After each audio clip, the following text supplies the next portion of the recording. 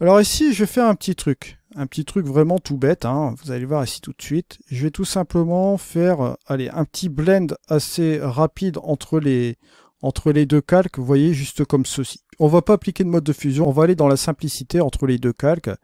On va s'amuser à les mélanger comme ça de manière naturelle avec l'opacité. Je vais laisser passer 50% d'opacité comme ça. Voilà.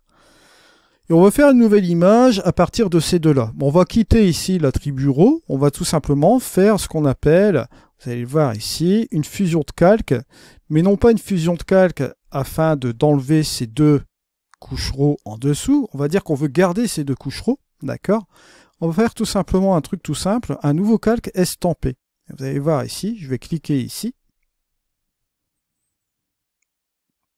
On a la fusion qui apparaît. Voilà. Et vous avez ce fameux calque physique qui est juste ici au-dessus. Alors ça veut dire quoi tout cela? Bon là je vais le désactiver. Et là ici, bon je vais revenir ici. Je vais me remettre en opacité, hop, à 100. Voilà. Et ce calque du dessous, hein, c'est la fusion des deux calques qu'on a fait avec une opacité de 50. Ce calque-là, bon, il va perdre son attribut RAW puisqu'il a été forcément fusionné. On a fusionné ces deux calques physiques. Alors, afin de ne pas vous tromper, pour savoir si vous êtes sur une balance des blancs d'un fichier RAW, vous allez ici dans l'onglet couleurs, et si vous vous déplacez comme ceci, vous allez noter que vous avez des valeurs numériques qui vont de 400 à moins 400, d'accord, parce que c'est un calque pixelisé ici, d'accord, un calque fichétif, type fichétif. Si vous allez en dessous, bien sûr, là vous voyez que vous avez des Kelvin, parce que vous êtes sur une couche RAW. Là c'est pareil, vous avez des Kelvin, vous êtes sur une couche RAW. Donc vous voyez, vous avez cette possibilité-là. Maintenant, à contrario, je vais supprimer ce calque ici. Je vais me remettre, comme tout à l'heure, à 50. Voilà. Et je me dis, bon, à peu près 52, voilà.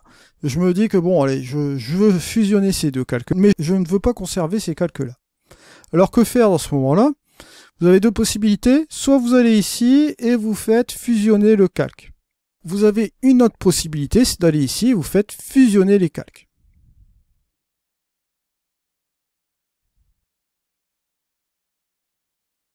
Et là, vous avez les deux calques qui sont fusionnés. Et là, vous n'avez plus accès forcément à ce que vous avez en dessous.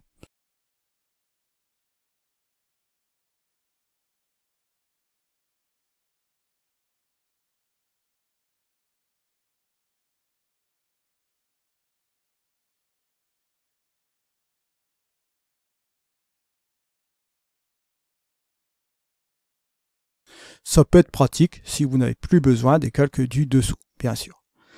Vous pouvez revenir sur l'opération en appuyant sur CTRL-Z, tout simplement. Si vous avez fait une erreur de manipulation, vous dites « Ah mince, j'ai fusionné », ben, pas de problème. Vous pouvez revenir en arrière, vous avez vu, et vous retrouvez vos deux fichiers en couche RAW. Je reviens ici, je me remets à 100. Maintenant, je vais vous montrer quelque chose d'autre. Si vous voulez dupliquer un calque, bah, par exemple, je veux dupliquer celui-ci, bah, je clique sur cette petite icône qui est là et je clique sur dupliquer. Et vous avez la copie de ce calque-ci. Si je veux copier la 198, là celle-ci, 198, je viens ici, je clique sur dupliquer et on a la copie ici. Alors bien sûr, l'intérêt de ce logiciel aussi également, c'est que vous pouvez aussi réagencer comme vous le souhaitez chaque couche. Si je veux mettre cette couche-là, je peux le faire ici. Si je veux la mettre ici, je peux le mettre ici. Et si je veux le mettre en dessous, je peux la mettre en dessous. Je peux changer l'ordre comme je souhaite. Vous voyez, c'est dynamique. Alors là, je vais enlever ces couches-là. Voilà. Et celle-ci.